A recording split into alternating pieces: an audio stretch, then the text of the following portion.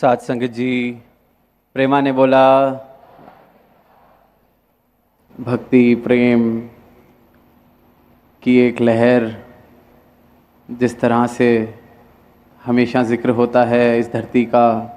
पुरातन समय से ही कितने संत इस धरा पर हुए और फिर मिशन का भी इतिहास कि किस तरह से सदगुरु की भी विशेष यहाँ एक नज़र और फिर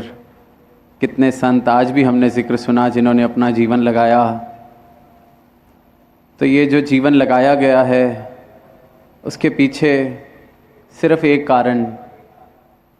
कि ये जो बोध, ये जो सच्चाई हमें मिली है, ये सच्चाई जिसका हकदार ये मानव जीवन है, जिसके लिए ये तन मिला है, बड़े भाग मानस तन पावा,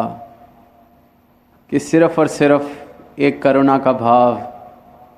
कि ये जो हम जागृत हुए हैं, ये आप सब सारी ही मानवता के लिए फिर ख्याल मन में आता है कि ये तो सारी मानवता इसकी हकदार है, कोई वंचित ना रह जाए। कि अगर हमारा नींद टूटी है, जिस नींद में हम सो रहे थे, ये जागने का मौका मिला है एक नींद से, तो वैसे ही और कोई भी सोया हुआ ना रह जाए। सिर्फ इस भावना के साथ अपना पूरा का पूरा जीवन संत महात्मा गुरु पीर पैगंबर परोपकार में लगा देते हैं, एक उद्देश्य के साथ कि सबको ये मैसेज दिया जाए कि मन तू ज्योत स्वरूप है, अपना मूल पहचान, कि तुम ये शरीर नहीं हो, तुम ये धन दौलत नहीं हो जो हमने इकट्ठा करने की दौड़ में भाग रहे हैं। तुम अपने कितनी तुम्हारी संतानें हैं, कितनी तुम्हारी जायदाद है, कितना तुम्हारा वर्चस्व है, इसका कोई मायने नहीं रह जाएगा, क्योंकि इससे कुछ प्राप्त होने वाला नहीं है। ये तो ऐसा है कि जितना हो जाए फिर और ज़्यादा पाने को दिल विचलित होता है, और ज़्यादा। पर फिर जब ये कहा जाता है कि मन तू ज्योत स्वरूप है, तो फिर आगे से सवाल कि ये ज्योत है कौन सी जिसका मैं स्वरूप हूँ। और फिर इस राज को जानने के लिए सदगुरु के चरणों में जो अपना शीश झुका लेता है, फिर उसका जीवन इस प्रकार महक उठता है, क्योंकि किस ज्योत से मैं आया हूँ, किस ज्योत में मैंने जाना है, कि मैं हूँ क्या। जैसे कबीरदास जी ने भी कहा है कि मैं ना मरूँ मरीबू संसारा, अब वो है मिले हो जीवन हारा। कि मुझे समझ आ गई है कि जो मैं हूँ वो तो ये अविनाशी अमर ज्योत है और इसने कहीं नहीं जाना, हमेशा से ये जो रहने वाली सत्ता है मैं भी यही हूँ। और ये परोपकार सतगुरु का हमारे जीवन पर होता है। और फिर जब संत महात्मा ये पैगाम देते हैं, कभी नाचते हुए, कभी गाते हुए, ऐसे ऐसे समागम के द्वारा, तो लोगों को जिन्हें ये जब कान में बात पड़ती है कि ये परमात्मा कण कण में बसता है, कण कण में बसता है, फिर भी इंसान इस तरफ जाग नहीं पाता। बहुत ही मुश्किल से संसार को छोड़ने की बात कि ये संसार जिसके पीछे मैं दौड़ रहा हूँ ये परछाई मात्र है,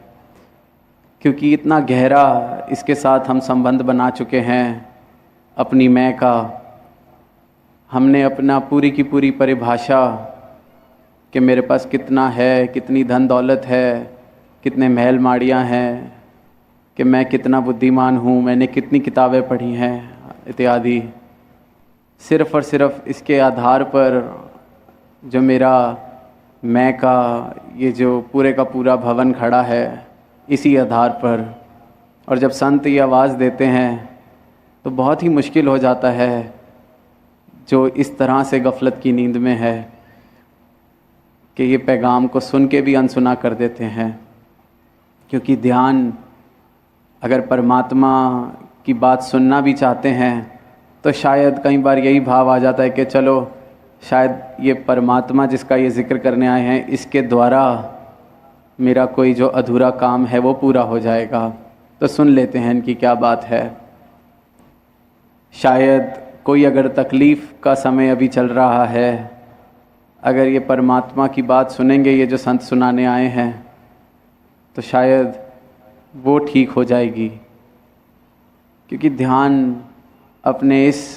परिभाषा जो मैंने बना ली है, ये जीवन ही मैं सिर्फ़ और सिर्फ इसके आधार पर जी रहा हूँ, तो हर पल सिर्फ़ और सिर्फ इसी को और मज़बूत करने की चेष्टा में मैं लगा रहता हूँ। तो इंसान क्योंकि सिर्फ़ और सिर्फ अपनी माया का रिश्ता जो उसने बना रखा है उसके साथ इतना मशरूफ़ कि हरि की बात भी हो रही हो तो उसमें भी अपने खेत की हरियाली, पर सद्गुरु जब दृष्टि देते हैं तो फिर उस हरियाली खेत में भी ये हरि के दर्शन दिखते हैं। फिर हर कण कण में, हर पत्ते में, हर जर्रे में ये दर्शन इस परमात्मा के। और फिर इस अवस्था को प्राप्त करने के लिए हमने सुना भी है, न जाने कितने जतन, कितनी जद्दोजहद, कितनी तपस्या, कितना तप त्याग दुनिया कर रही है, पर बड़ा साधारण सा इसको पाने का, मेरे सभी बंधनों को काटने के लिए, सभी चेनें जितनी भी मैंने अपने आसपास